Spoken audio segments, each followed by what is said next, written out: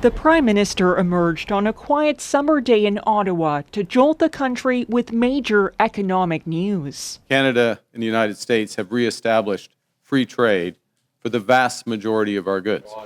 Starting September 1st, Canada will scrap the 25% counter tariffs it placed on American goods covered by the North American Free Trade Deal, a gesture in the hopes it will reset the relationship with the U.S. Do you have any assurances from the Americans that this will kickstart negotiations? Did President Trump specifically say that in his conversation with you? Yes. He's removing his retaliatory tariffs, which I thought was nice. The two leaders discussed the move on Thursday, their first one-on-one call since blowing past Donald Trump's August 1st trade deal deadline. We are working on something. We want to be very good to Canada.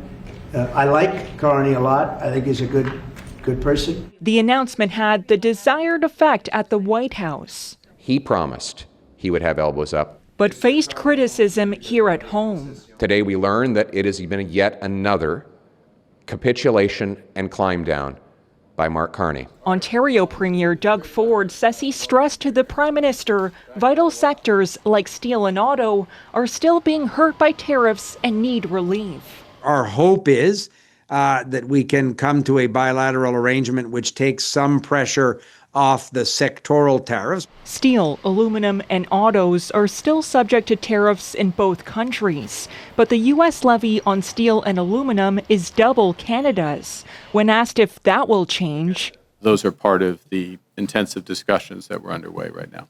In the coming weeks, Carney says Canada's focus will also be on the upcoming renegotiation of CUSMA, the free trade agreement with the U.S. Carney calls it the best deal any country has in the world, covering the vast majority of goods that cross the border.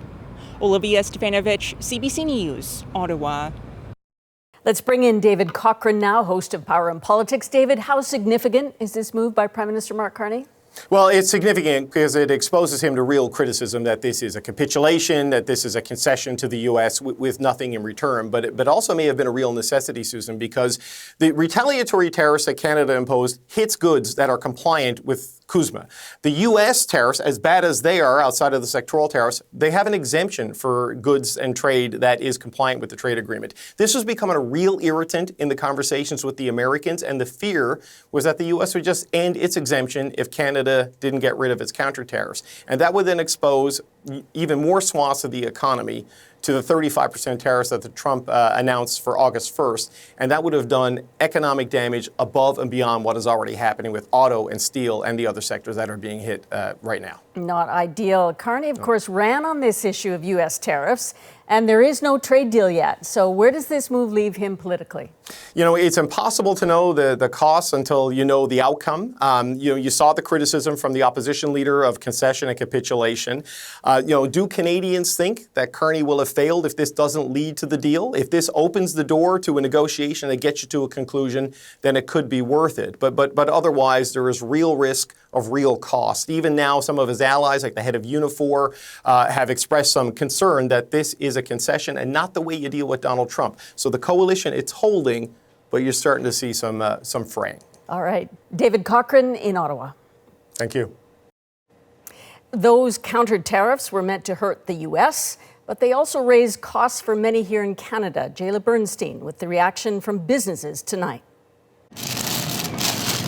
This Montreal grocer says his prices have stayed low despite the trade war.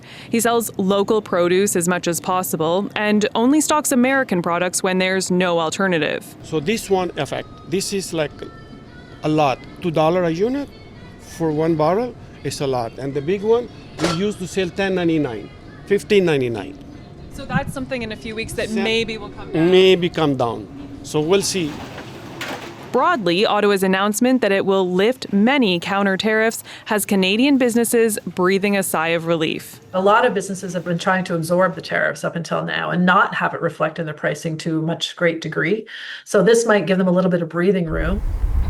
Canada and China were the only countries to slap counter tariffs on the United States. A tough hill to climb, more or less alone. Those tariffs were not having an effect and an impact, partly because you're 1/10 of the size of their economy. And so to use the analogy, if they're an elephant, we're a beaver, we're gnawing away at them, but the elephant's not noticing. Counter tariffs will be lifted on U.S. products that are CUSMA-compliant.